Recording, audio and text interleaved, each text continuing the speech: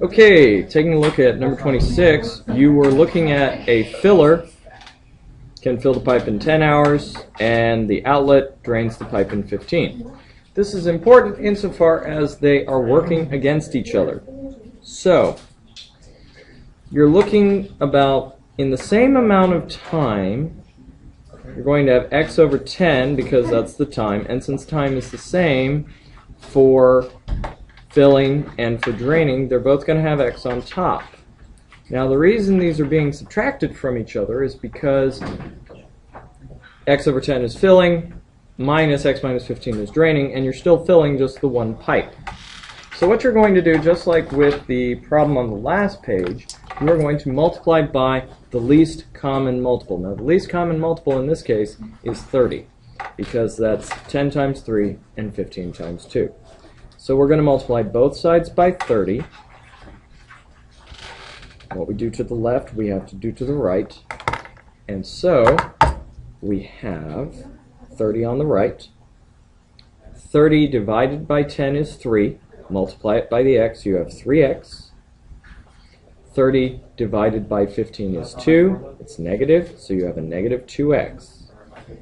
You combine your like terms and you find that x is equal to 30. And the problem unfolds very nicely from there. The trick was to remember that because it takes longer to fill it up, you have 15 on the bottom and not on the top. Okay, now 27 and 28 were like problems that we did on homework 2. The ski lift is inversely proportional to the distance between them. So the number of chairs is going to be your y, and the distance is going to be your x. And the inverse proportionality is the formula you're going to use. So y is equal to k over x. So in your first instance, y1 is 80 chairs, and x1 is 21 meters apart. So you say 80 is equal to k over 21.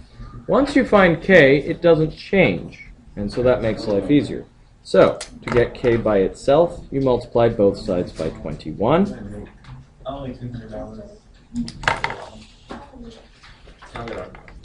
And so you have 21 times 80, which would be 1680 if I'm not mistaken.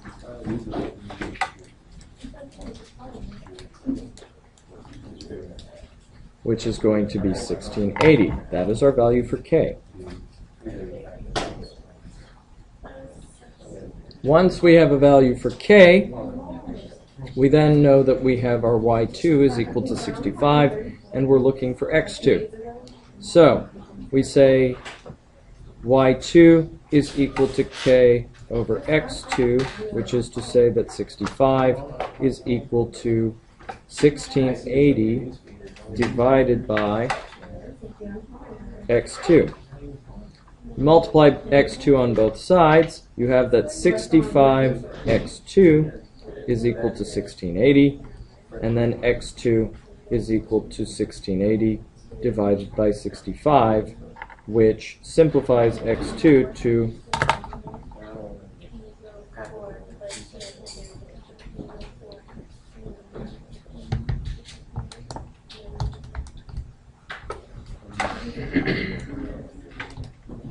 which simplifies to 336 over 13, but that's beside the point. Which you could leave as such.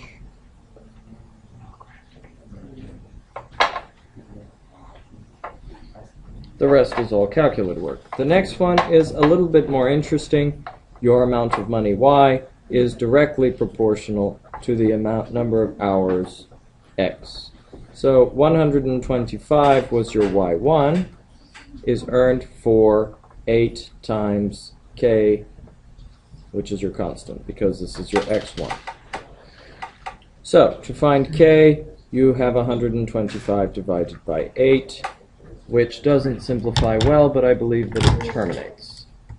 15.625. So now you're being asked to find y2, which is equal to k times x2. Your x2 is your 20 hours of work. So y2 is equal to 15.625 times 20, which is 312.5, but since it's a dollars and cents problem, you would actually include the last decimal to make it dollars and cents. Taking a look at number 29, this is the famous motorboat problem. You have traveled 24 miles with the current working for you. That's why it's x plus 3. And you have traveled 24 miles with the current working against you. And that actually winds up taking you 6 hours. So again, you multiply by the greatest common, or the least common multiple of the denominators, and so you will multiply both sides by x plus 3 and x minus 3.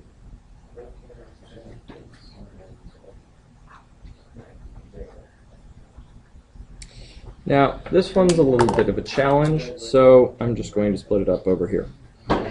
The x plus 3's cancel, leaving you with 24 times x minus 3. X minus 3's cancel here, leaving you with 24x plus 3. And this is actually x squared minus 9, because these are the factors of a difference of two squares. And so 6 times x squared is 6x squared minus 54. When we do the distribution, you have 24x minus 72 plus 24x plus 72, and we haven't changed the right side. The 72's cancel, leaving you with 48x, which is equal to 6x squared minus 54. We're going to subtract 48x from both sides so that we will arrive at 0 is equal to 6x squared minus 48x minus 54. I'm going to put the subtraction mark in red. So we subtracted 48x, so we would have a standard form parabola with the 0 on the left. Since all three of these elements are divisible by 6, I can factor a 6 out and get that x squared minus 8x minus 9 is equal to 0. One can then factor that into x minus 9 times x plus 1 is equal to 0. The zeros, because insiders lie, is you have x is equal to positive 9 and negative 1. Now, since you really can't have a negative velocity, you will omit the negative 1 from consideration, and x is equal to 9 is your final solution. And I know that was a little drawn out, and probably should have had more space, but c'est la vie. The last one, you have a ball rolling down the hill. It is saying what happens to the ball's velocity as time increases. What it really is meaning to say is what happens to the ball's velocity in the end. This is a rational function with a horizontal asymptote of 20. Because the degrees of the polynomials are the same, you take the ratios of the leading coefficients, so 60 divided by 3. So y is equal to 60 divided by 3, or y is equal to 20. And so basically what happens is the ball speeds up to 20 miles an hour, or 20 kilometers, or 20 feet per second, to 20 feet per second.